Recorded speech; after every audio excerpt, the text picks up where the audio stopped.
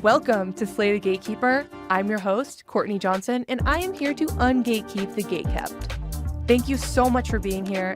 Enjoy. So what I think would be helpful is, Owen, if you want to just give a little bit of background on what reality transurfing is, how you came across this mysterious text, and why people should care. Like, why is this something somebody should spend the next 30 minutes listening to us talk about? So, For sure, yeah. So I was digging in my backyard one day randomly, and I found a trunk. The whole scavenger hunt from there. Whole rolled out. No, so it's a very interesting and mysterious book. I had never heard of it until 2016, and I was at the time like looking for any materials that I could to help me dig out of a pit of depression and despair. So I was reading a lot of spiritual and self-help books, at the time, and they all had great information. In fact, I would say that pretty much all these books are kind of saying the same thing. If you were to look at all the Eastern philosophy and all the religious texts and all that kind of stuff, like they really are kind of saying the same thing in a lot of ways, but maybe just from a different angle. And so at the time in 2016, I was kind of in a bad spot, right? And I was taking a course on how to become more social, which is like, that's how bad I was. Like, I'm a pretty social person naturally, but I had gotten to the point where I needed some coaching on literally talking to other human beings. And so I was taking a course on just that thing. And in the middle of the course, somehow or another, the instructor mentioned this book more or less under his breath. And it was like, yeah, my friend read this book and then he started this business. He's really successful. It's called Transurfing. Kind of like brushing it under the rug like that. But I heard it and I was like, wait, what did he say? And I went the tape back and listened to it again. And I was like, all right, I got to find this book. So I don't even think I ever really finished that course, but I found the book and I just like devoured it. And I found like an e-copy of the first part. It winds up, it's 5 books. This is how big it is. It's very exhaustive. But at the time it was great because like it answered a whole lot of questions and like little nuances that other spiritual books and self-help books maybe just didn't cover or didn't cover in the same sort of way. So that's kind of how I found it. And some of the ideas in it really opened me up because like I was in a place where I was like a little bit conflicted about reality and what I was being told about the world was true, versus what I had perceived with my own experience was true. And then what, a lot of the sort of airy-fairy, woo-woo spirituality, just be positive, kind of toxic positivity and spiritual bypassing kind of stuff was seeming to be. So this kind of cut through that and talks a lot about the negative things that happen and uses that kind of as an example and some evidence for manifestation in the negative sense. So it did a really good job of like explaining the mechanics, I would say, like of manifestation and why the world works in a lot of the ways that it does. It seems to be pretty out of sync with our current view on reality. So I hope that makes sense as far as like yeah. So you kind of had read a lot of these other spiritual books and they were telling you be positive, think positive, we're all one, all these things, and you're like, yeah, that's great, but how can I think positive when I'm depressed and can't even make a friend and I hate my life and that doesn't seem right to me? And so you found this other book that brings in kind of the shadow aspect or maybe some different aspects than just like think positive, think about your goal and everything will be great. So what are those things? Like, how is this book different than other texts that teach you how to manifest? Which, by the way, yeah, there's a ton of texts that are just total bullshit. And they say, you can manifest $1 million by thinking about $1 million 5 times a day, but you're not actually addressing the thing that's keeping you from getting there. You're not addressing like the wound or whatever. And I talk about this a lot of like subconscious reprogramming. You can have all the strategy, you can have all the execution, you can have all the tactics, but if you're not working backwards to see what's actually keeping you from going to that next level and then like alchemizing that thing, you're going to be stuck for fucking ever. So anyways, is that kind of the vibe of reality transurfing, or what how is it different than these like toxic positivity books? Yeah, definitely that is the vibe. I love hearing you talk about this stuff because you're always like right on point about it. Honestly, like I saw several people in my life who are friends of mine that we worked in production together who just like had amazing lives, and I saw them just naturally living these principles out that he talks about in the book. And I was like, how are they doing this? Like sometimes I would do it a little bit, and just basically just essentially just be the best version of themselves. They were just fun to be around, enjoyable, always in a good mood, positive, but it wasn't fake, right? And so I would see people actually being able to do that. And one of the things that he says in the book is that I don't wish, dreams don't come true. I don't wish, I don't hope, I intend. And so intention seems to be like a really big, it is probably the biggest idea in the book, or certainly one of them. And the idea that heart and mind can collaborate and be unified. When you're talking about manifestation, I always hear you say the same thing, which is what he's saying in this book, is that it's not about manifesting outwardly, like creating stuff and getting a car or whatever. You have to become the person that would live in that reality. You have to put it, you are the image that needs to be reflected in the mirror, or to put it in the one thing terms, you are the big domino that needs to be pushed over so that those other dominoes can start to fall. Yeah, I think a good way to think about it is, let's say you want to manifest a partner, you want to manifest a spouse, and you're like, my future spouse is making this much money, they're really fit, they're emotionally intelligent, they are pursuing their dream, they have a great friend group, they've healed a lot of their trauma. If you want to attract a partner like that, then you have to be in great shape. You have to be pursuing your dream. You have to have healed your trauma. You have to have a good friend group. Like anything that you want, you have to be the person that can step into that. So instead of just saying, I wish, I hope, partner, this is my dream partner, dream partner, dream partner, you have to become the dream partner. And that, in order to do that, in order to step into that level of person you want to be, you have to go through and like face some dark shit about yourself. Yeah, it's so true. And one of the things that he talks about in the book is how we always get what we don't want. The idea of Murphy's Law or Sod's Law, and you can see that because it's so easy. It's so easy for the person who is unlucky, because we have a natural propensity in our wiring to watch out to survive, right? Like first and foremost to survive. So we're going to watch out for the negative first. So really the whole shift is to be able to switch that and turn it on its head and start to see the positive, and then use confirmation bias to be like, oh yeah, good things are happening for me. Like check it out, this amazing thing happened. And then that creates this slowly building wave, a wave of fortune that ultimately, things are on a cascading successful track as a result of the attitude that you have. But yes, in doing that, there are going to be some definite moments where we have to stop and do some self work. I mean, to me, that's why I think like comedy was so important for me in my development, because it forced me to face things that I may not have in that sort of spiritual, toxic positivity. Let's just skip this part because it hurts, Princess Unikitty kind of disposition where it's like you're just repressing everything that you don't want to acknowledge, and it's like super duper unhealthy. Then you just explode, like, that's not good. But we can see how easy it is to manifest negative things, and to use that as an example, like whatever your heart and mind agree on, essentially is what it says in the book, is what you're attracting to you. That's your authenticity. And in the moment, if you're harping on a bunch of terrible things that can happen, then you literally are just drawing those things to you. Not to mention you're living in a pretty brutal mental world just by harping on that stuff, just by having it in your psyche in the first place.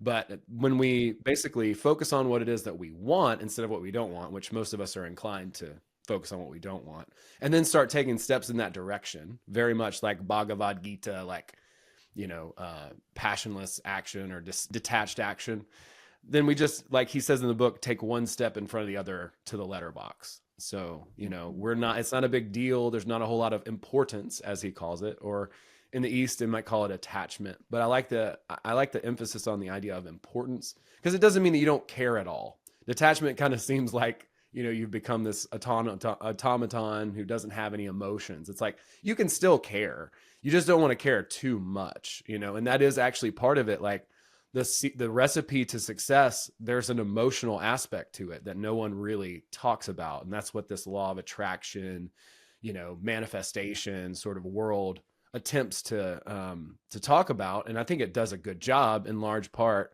but there are definitely a lot of people that just oversimplify the message.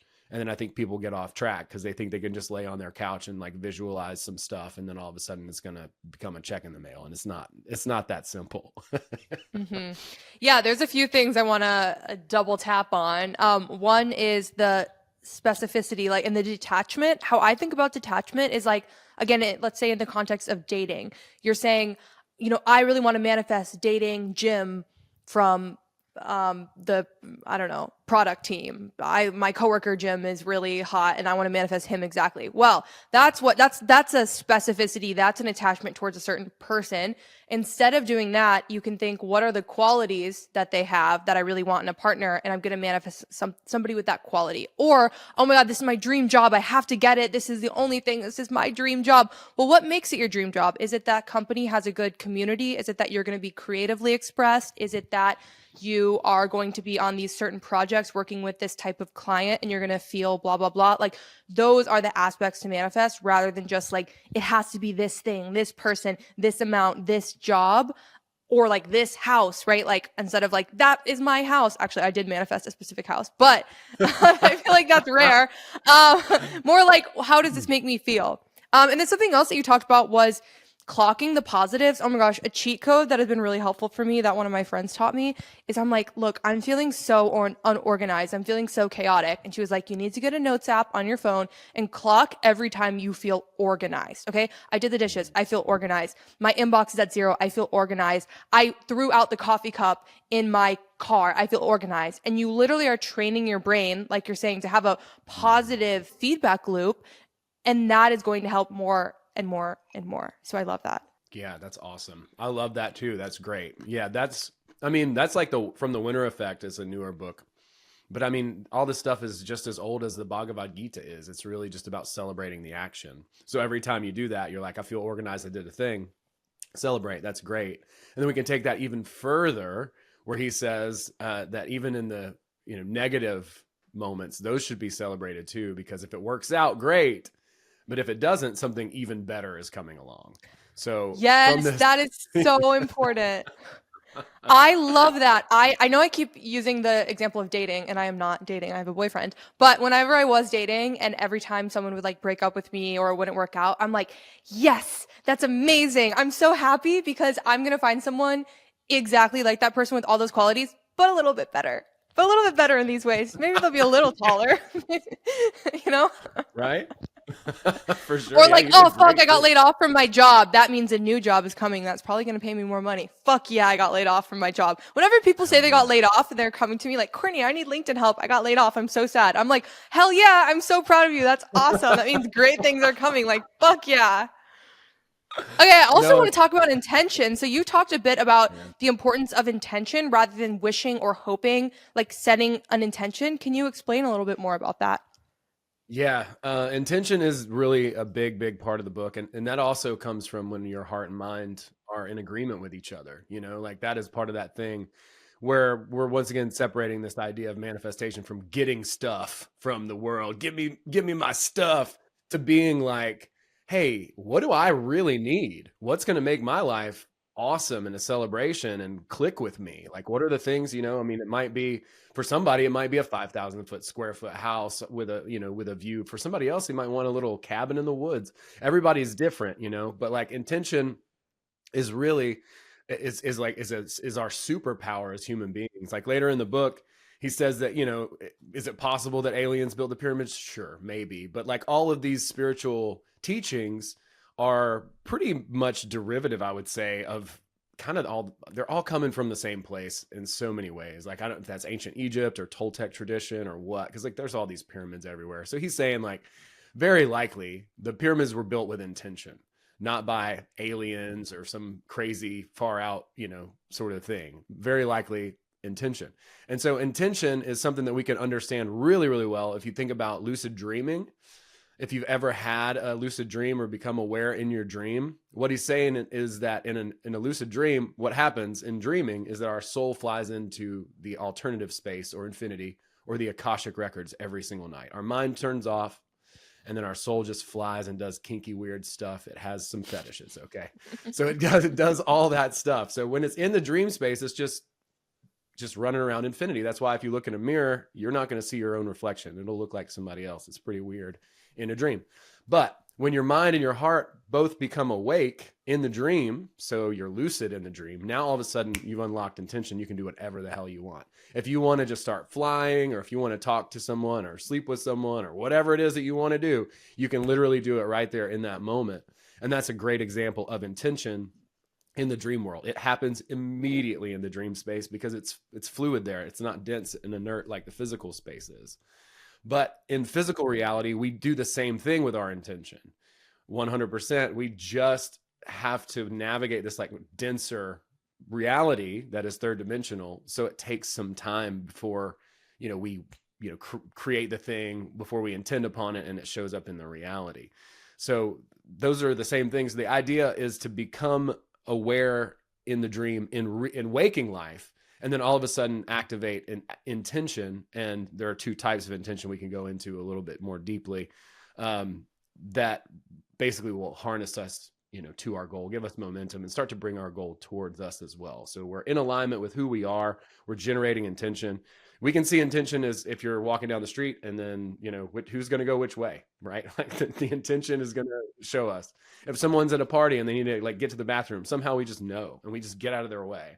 And then they're off, that's pure intention. They're like, I'm sick, I need to go there. And we're like, we pick up on it. So it's kind of a palpable thing, like somebody walks up to the plate in the bottom of the ninth game and they just have a strong intention to win, or Kobe in the finals, or whatever it winds up being. Like, you can feel that intention. And so there are two types. The author says inner intention and outer intention. And so inner intention is really of the mind. It's like, we want this thing, we want to get this thing kind of thing, very gimme, very self-centered. Whereas outer intention is really about win-win-win. It's about setting up a situation where we get what we want, the world or other people get what they want, and then the world is better as a result of all three of those things. So when people think about like God moves in mysterious ways or whatever, like the highest and best on the timeline or whatever, like that's what we're talking about with the idea of outer intention. It should be something that we definitely benefit from, but also so does everyone else. So it's not a win-lose, it's a win-win all the way around. Mm-hmm. Yeah, I have a good cheat code for starting to practice intention, because it is important to almost make it a habit. So whenever you go to, so you're not forgetting, so you're whatever. So my cheat codes to practicing setting intentions is start to set intentions around substances and then around new places. So for example, you might drink coffee or tea in the morning. Set an intention as you're drinking your tea. I am intending to feel very creatively fulfilled today. I am intending to make a new friend today. I'm intending, right? Maybe it's when you're out with your friends and you have a meal. Maybe you set an intention before that. Maybe it's going into a new place. A lot of times if I go into like a new restaurant or coffee shop or park, I will set an intention. And just by doing it in small places in your day-to-day life, you're going to start to see like, oh, I see how this works. I see it. And it becomes a lot more clear. That's cool. I love that. Yeah. Is there anything as far as like expectations and how you manage those when you set your intention?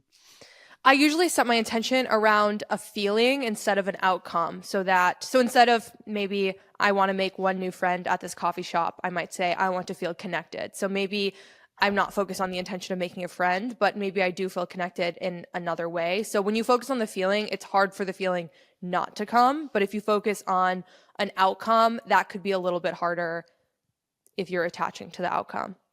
I think that's so wise. So it's such a small tweak, but it makes, I think, literally all the difference. Because like, if you're going out somewhere to make a friend, like, are you not going to be just reeking of neediness?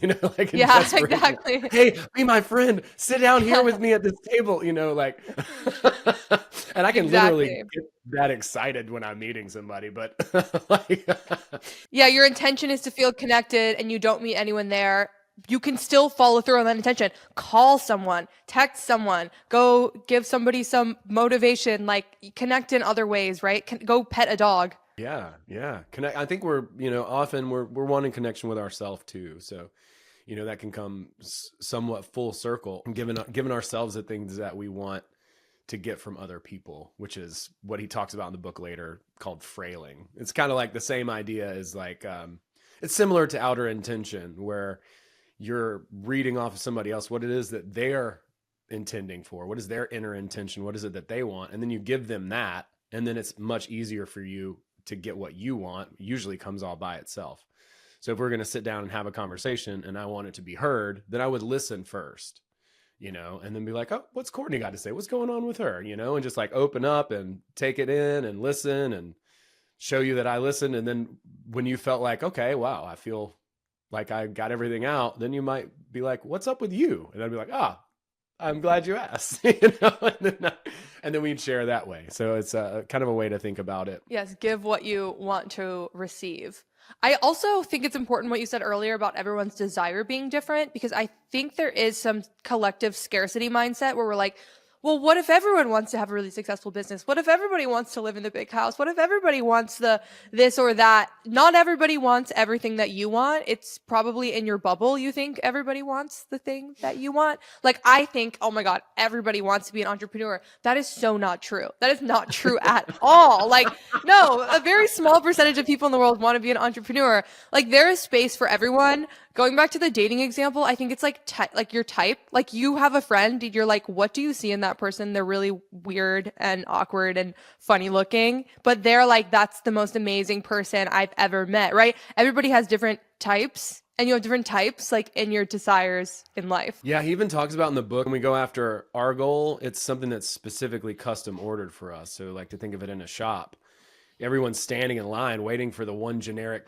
can of Campbell's soup or whatever it is. And it's like, then you roll in, but you had a special order and it was like, whatever fancy label, blah, blah, blah, specific soup to you that has the ingredients that you like and the spices and the flavoring that you like. No one can compete for that.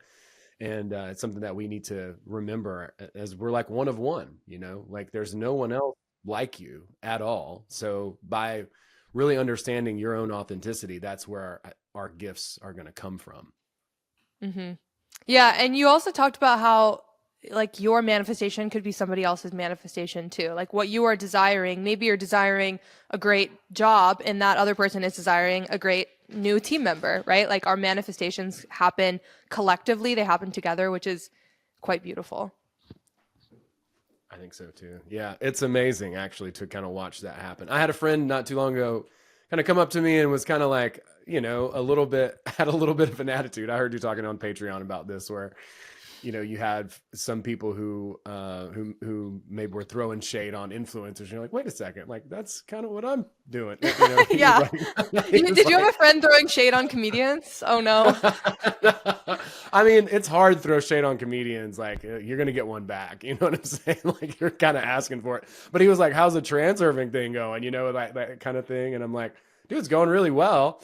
And obviously, if someone doesn't care to know about it, then I'm not going to try to convince them to like read it or to try it or any of that. Like it worked really well for me. But basically he was like, yeah, not everyone can just live their life where they're, fully in alignment or whatever. And I'm like, okay, well, that's your opinion, man. Like we're never going to find that out. We're never going to be able to test that out. Is that just a way for you to be like, well, I'm not going to try because not everybody could do it. So since not everybody could do it, then I can't do it, or I don't want to do it. Or is that an excuse? Is that a limiting belief? Are you nervous? Do you feel like afraid to try? And, or would you feel guilty if you could accomplish your dream and other people didn't accomplish theirs? Like what's going on back there, and I know we all have a lot of that, because it's like I want to see good people win across the board. That's my hope, that good people can win, because there are these emotional factors that come in with success where a lot of not so great people are pretty it's pretty easy for them emotionally to do some of the things that are required. They don't carry around a lot of guilt. For whatever reason, good people tend to carry around more guilt, and it's like, we Mhm. shouldn't, but these little things like that. So I don't know. I say all that to say, there's a lot of really helpful advice in this book, but depending on how people take it, whether or not they can believe it's true for them or whether they think that they deserve it or not. And that's really actually another one of the big points in the book is like allowing yourself to have the thing that you want. And why would it exist and why would you want it if you couldn't have it? Like that would just be the most Yeah. torturous existence. Yeah, like why would God put a dream on your heart that you can't accomplish? That would be literal definition of hell is like yearning for something that your soul desires so much and you can't accomplish it. Like you don't have the tools and resources. That would be hell. And I don't believe that that is true. I believe that we have these dreams on our hearts for a reason. Like there is a reason why we desire these things. Side note, oh my gosh, comedy is so fucking spiritual and it's so psychologically manipulative. Oh wait, okay, two things I want to say. But first, yeah, okay, what I think is crazy about comedy is when somebody is in when they're laughing, when they're joyous, when they're like think something is funny, their whole subconscious opens to programming. And you can reprogram people through humor so easily. So if I'm making people laugh and I'm also throwing in something that like whatever, I think it can be used for good, it can be used for evil, but I don't think that people understand the power of comedy. And I actually think I have like a theory, and this is going to come out way after the TikTok ban, but I have a theory that Trump has like a psychological manipulation PR plan with the TikTok ban. Like I think it's going to go away.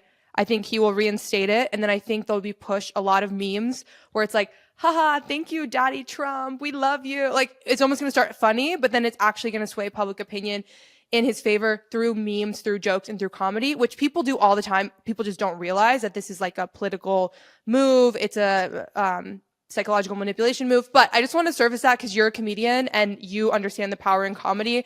And most people don't. No, they don't, but Austin does. It's a very thriving comedy scene. I have so much fun out there. And yeah, there's so many talented people. It's crazy. Like you guys were telling me that it's a living city. I think that's true too. And the people are so open there. I think that kind of goes hand in hand. Like they're spiritually super open and they're comedically open. Like you can make jokes about things that people would probably take offense to in a lot of other areas, but I think that just speaks to the openness of the community, like what you guys are willing to take on spiritually. I mean, there was a freaking Rosicrucian meetup when I was there that I got to go to with Tiff. I'm like, this would never happen where I live, or it would just be a honey trap, you know what I'm saying? Like, what's going on here? Guys, Austin is so amazing. I'm so thankful to live here. Anyways, comedy is amazing and it's also a tool. And also, if you ever want to psychologically manipulate somebody, make them laugh, but hopefully you manipulate them for good. Okay, so another thing, you're talking about deservingness. So if you want to bring in a manifestation, you have to feel deserving of this. A great cheat code in first place to start with this is notice how you respond to compliments. Somebody said, hey, Owen, you did that project really well. You were great. Or Owen, you're looking super fit lately. Are you hitting the gym? Are you going to say, no, I think it's just like no, I didn't really help. How are you responding to compliments? And if you cannot take a compliment, you probably cannot take more from the universe. That's a good point. Yeah. Allowing yourself to have thing, it's a huge sticking point. I mean, back to this idea of guilt. One thing that we didn't talk too much about is this idea in the book called pendulums, which is like energy and how it moves, like these energetic informational structures, which are represented by bodies, governments, any sort of a group, creates this group dynamic, creates a culture, a cult, like creates this energy where we often give ourselves over to, and then we lose our individuality. So we could join have a career or a job or something, and then begin to take on really the essence of that organization and then start to become that. And then we slowly, very surely lose our identity. We're not who we were anymore. And we're not exemplifying ourselves in an individual fashion. And so we wind up giving and giving and giving ourselves over to these conglomerates, these energy. I don't even know what you would call them, like It's like an entities, energy vortex. forms. Yeah, it's like you could call it a vortex, a thought form. And there's a lot of different egregores. There's a lot of different like words for it. But essentially just seeing kind of where all these energies are moving and how public opinion is being formed, because people are just kind of jumping into whatever that mainstream narrative is, or just getting pulled or sucked into it, as opposed to having their own view of the world and being pretty solid in that, like intentionally creating your own view of the world and how you see the world, as opposed to just kind of getting pulled along by all these different pendulums or ideas or energetic informational structures. It's pretty crazy to see energy move like that in real time, in reality. Those are one of the influencing factors that kind of keep us limited and from being ourselves and allowing ourselves to have. We think, oh, well, because I'm a X, Y, or Z, because I belong to this organization or this church or this political group, I can't X, Y, or Z. I can't have this. I can't have that. But it's like, what is empowering you? What are the things that are empowering you from belonging to whatever that structure is? And what are the things that are disempowering? Because all those structures are potentially destructive. They're not automatically destructive, but they are potentially destructive. So you could join a volleyball team and it's a great thing. You go and do volleyball once a week. Or you can join a volleyball team and get completely obsessed with all the dynamics and the drama and everything that's happening to that volleyball team. Stop paying attention to your work life and eating. And I mean, you can go to the complete extreme. And then all of a sudden you become a complete adherent or a servant of this like culture that was formed by this volleyball team. And it's like a amateur one time a week volleyball team or whatever. But before you know it, you get completely sucked into the vortex of that thing. And then now all of a sudden you're working on its behalf and not on your own interest. And so that was one of the things that was really, really cool about this book, is it's like, you are here to be you, to allow yourself to be exactly as you are and to allow everyone else to be exactly as they are.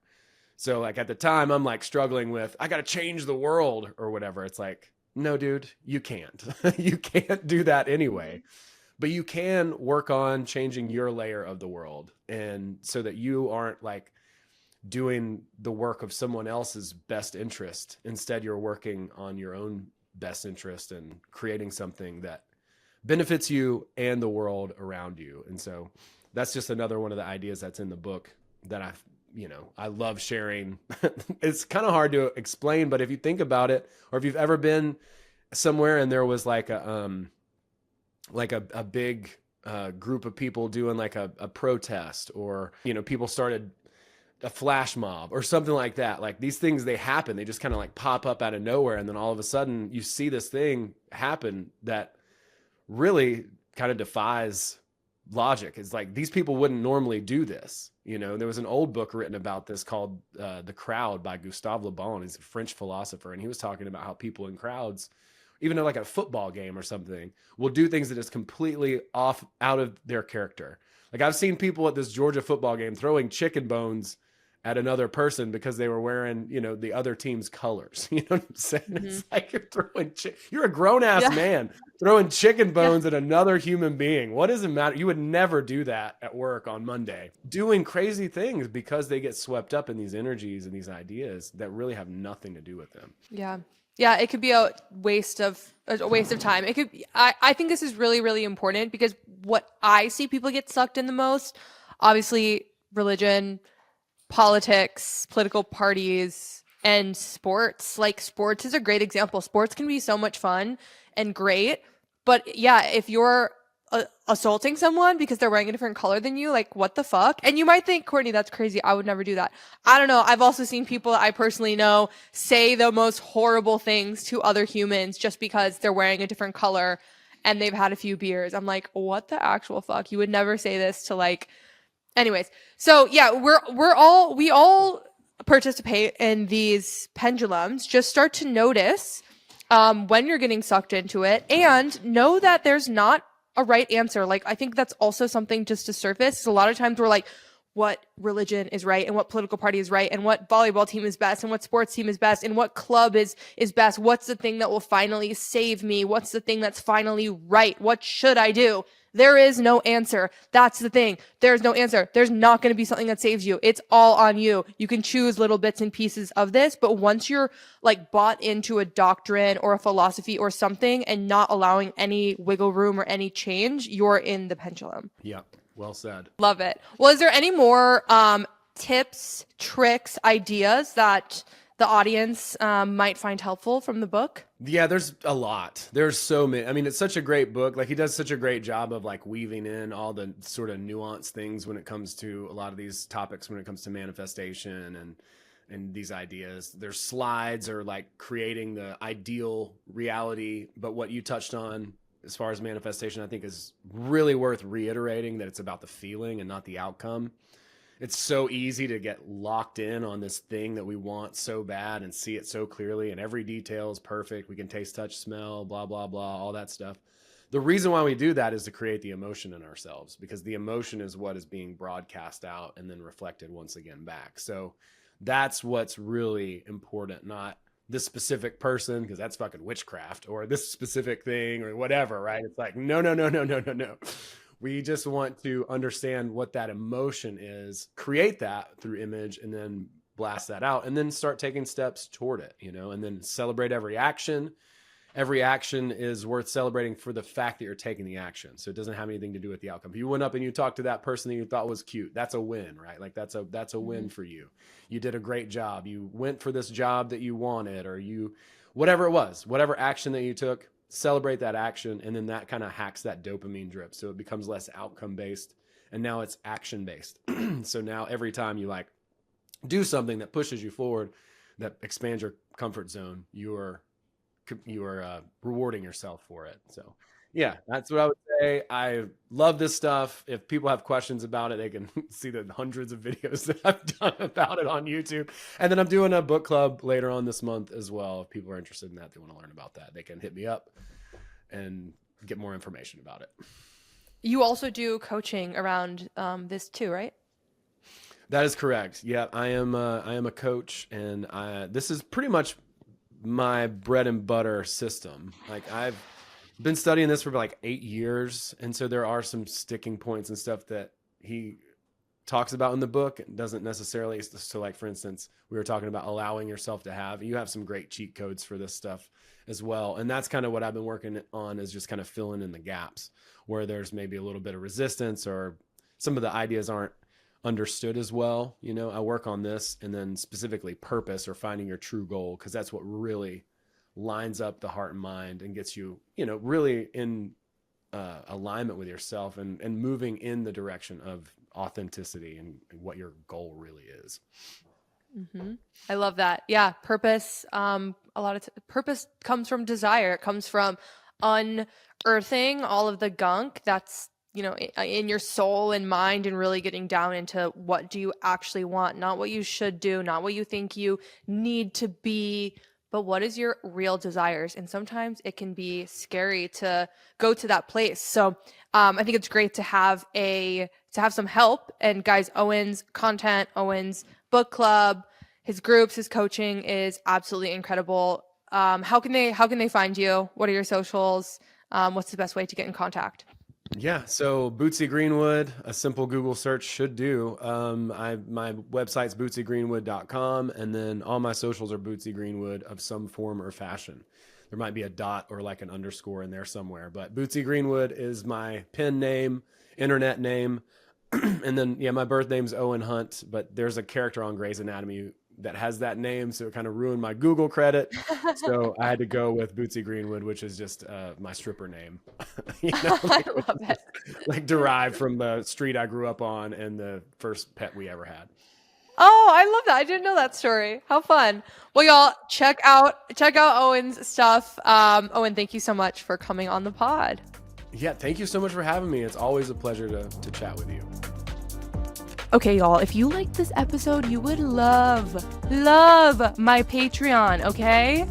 You get exclusive access to me, exclusive content, tons of other resources, and a lot of juicy shit, okay? So I hope to see you on my Patreon.